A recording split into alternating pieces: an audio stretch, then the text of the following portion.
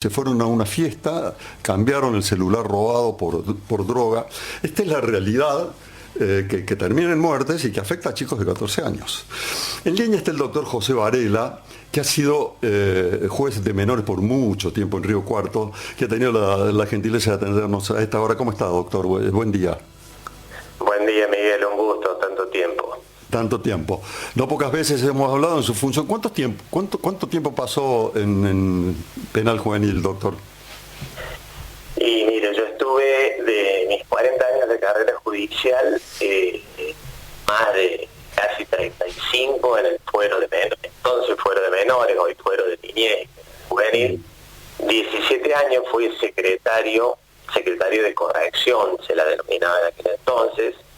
Y durante 20 años fui juez de niñez, violencia familiar, género y penal juvenil. Habida cuenta que Río Cuarto, obviamente, en aquel entonces contaba con un solo juzgado con ambas competencias. Hoy, gracias a Dios, Río Cuarto tiene 2 juzgados, uno de ellos con una secretaría penal juvenil. El escenario ha cambiado radicalmente desde que usted y yo hablábamos 20 años atrás, doctor, porque nadie ignora, los especialistas lo destacan, nuestros propios colegas lo hacen, y cuando hablamos con gente del fuero penal juvenil, la droga ha cambiado esencialmente todo el escenario de menores en conflicto con la ley. La droga está presente en casi todos estos episodios, pero sería muy interesante, en el marco de ese cambio, cada vez más, usted no lo ignora, doctor Varela, hay un reclamo social muy fuerte, se ha sumado el gobernador Yayora antes de ayer, en esta intención de bajar la edad de imputabilidad, como han hecho tantos países de la región. ¿Cuál es su posición, doctor? Sí, es cierto. Mire, Miguel, mi posición históricamente siempre fue en cuanto a que bajar la edad de la imputabilidad no va a solucionar mágicamente la cuestión que legítimamente reclama la ciudadanía, que reclamamos todos, que es la de tener mayor seguridad, ¿no? Porque por un lado va eso, por otro lado la situación de vulnerabilidad total, de marginalidad absoluta, y la droga, lo que usted bien remarca, en la que están inmersos tantos y tantos chicos, ¿cierto? Entonces, a mí me conmueve bastante, ya desde que yo estaba en funciones, que tengamos que esperar que cada vez que ocurre un hecho trágico, un hecho tremendo, donde, como en todos los casos, lo que nos corresponde siempre es, inicialmente, estar del lado de la víctima, ponernos al lado de la víctima, acompañar a la víctima, más allá de que en el fuero penal juvenil, incluso la ley en un momento impedía a la víctima acompañar el proceso, ser un proceso tan absolutamente reservado que no tenía injerencia la víctima en el proceso, cuando estamos hablando en el proceso penal juvenil, cuando hay adolescentes ya con 16 años de edad cumplidos incursos en un delito, ¿cierto? Lo de los inimputables, no hay proceso penal, por ende tiene otro trámite que usted muy bien explicó. Pero lo que a mí me genera esa cuestión es que siempre tenemos que esperar un hecho trágico, un hecho tremendo que nos conmueve a todos para poner en debate esto, cuando en realidad sobre lo que deberíamos estar trabajando desde hace años es para evitar que ocurran estas situaciones, ¿cierto? O sea, toda la dedicación, ponerla en la prevención, en cómo vamos a hacer para que no haya droga, para sacar al chiquito que ya ingresó en la problemática de la droga, y ni que hablar de la marginalidad absoluta en la que se encuentran tantos chicos. Entonces, eso es, digamos, prevenir, evitar que los hechos ocurran, porque a veces pensar que podemos debatir muchísimo, y está buenísimo, hay que debatirlo, si le da hay que fijarla a los 14, a los 15, a los 13, pero luego va a ocurrir que si sucede un hecho con un chico de 10 años, vamos a bajarlo a los 10, o claro, sea, vamos a estar pensando siempre en el después. Es lo que ha ocurrido, por ejemplo, en el Reino Unido, donde, bueno, no hace falta que se lo diga usted es el especialista.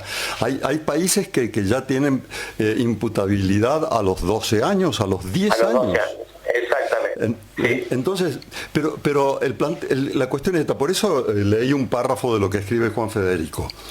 Usted está planteando algo que es de puro sentido común. Si se cumplieran con las políticas públicas necesarias, no hay manera de que alguien no detecte que hay un chico de 13 años en situación de tomar un arma y salir a matar o a que lo maten. Ahí vamos, clarísimo, totalmente. Pero eso en la práctica, doctor, no ocurre. Y tenemos un chico de 13 años o de 14 años en la calle con un arma dispuesto a matar o a que lo maten. El problema es ese, lo que se debería haber hecho no se hizo. Y el problema lo tenemos. ¿Cómo se lo enfrenta, doctor, en la práctica, en la realidad? Porque el Tribunal Superior de Justicia dice, si es menor de 16 años no se lo puede tener en el Complejo Esperanza. ¿En dónde lo quieren tener? ¿A dónde lo mandan? ¿Con qué profesionales? ¿Con qué garantías? Inclusive se cambia eso porque nosotros, mientras yo estaba en funciones, y hoy hay casos donde SENAF, a disposición de quien quedan estos chicos que no son punibles, existía en aquel entonces. Yo le voy a ser sincero, Miguel, o sea, si bien estoy siempre en contacto con la temática y demás, pero cuando yo trabajaba teníamos en el Complejo Esperanza un pabellón especial para niños y adolescentes no punibles, incursos en delitos graves. Tengo entendido que hoy SENAF también, como quedan a disposición de la SENAF estos chicos que no tienen proceso penal, pueden permanecer, pero eventualmente eso nunca va a llegar a... Perdóneme que le interrumpa ahí, José. Uno de estos chicos había estado con un arma en la mano hace 2 meses, con un arma en la mano, disparó contra alguien hace 2 meses. Y todo este procedimiento que debería haber para que, si es no inimputable, tenga contención del Estado. El chico volvió a la casa, al mismo ambiente donde usted lo dijo antes, de marginalidad, de vulnerabilidad, de incontención, que hace que ese chico, se muestre en las redes sociales armado. No, el problema es, ¿qué es más grave en este caso? ¿Que no haya funcionado la prevención y que ese chico esté armado, o que haya un revisero muerto? Sí, no, sin duda, Miguel, vuelvo a repetir que este hecho como otros que ocurren son trágicos, son terribles, más allá de que ni remotamente pretendo minimizar absolutamente nada, pero que estadísticamente los hechos cometidos graves por menores de edad inimputables, en su porcentaje estadístico son ínfimos con respecto a lo que cometen ya sea menores punibles como mayores de edad. O sea, hay una franja etaria de los 18 y los 23 años que es donde está el grueso, y son jóvenes también. Pero acá en muchos casos estamos ya hablando prácticamente de niños, ¿cierto? Pero en algún momento estas políticas públicas que usted dice que no resultan, o sea, la jerarquización, la designación de todo lo que sea el personal para detectar y para actuar preventivamente respecto de niños, niñas, adolescentes que hipotéticamente que ya pueden estar en conflicto con la ley penal, que ya han cometido algún delito y se lo pudo detectar a tiempo, trabajar con el chico, con su familia, pero con todos los mecanismos, con todos los recursos, y no con la asistencia para lo que no da abasto hoy la infraestructura existente en esta materia. Ese es el punto, José. Lo que me temo es que estamos hablando de lo que debería ser y que probablemente es en Finlandia, y lo que puede ser que es una realidad terrible que enfrentamos en Argentina, de marginalidad, de pobreza, de exclusión. Tenemos un niño que podrá, por supuesto, podrá decirse que un chico a los 7 o 8 años no elige un destino de marginalidad, por supuesto. El problema es que cuando ese chico tiene 14 y es un peligro público para sí mismo y para el resto, aunque no tenga la culpa de haber llegado hasta ahí, hay que encontrar la manera de impedir que mate o que lo maten. ¿Cómo se hace, doctor? Comparto totalmente, o hablando de prevención y obviamente después, nos lamentamos después y esto vuelvo a repetir, me hace mucho ruido que siempre durante años, y creo que lo hemos conversado muchísimas veces, esperamos que ocurra una tragedia para debatirlo.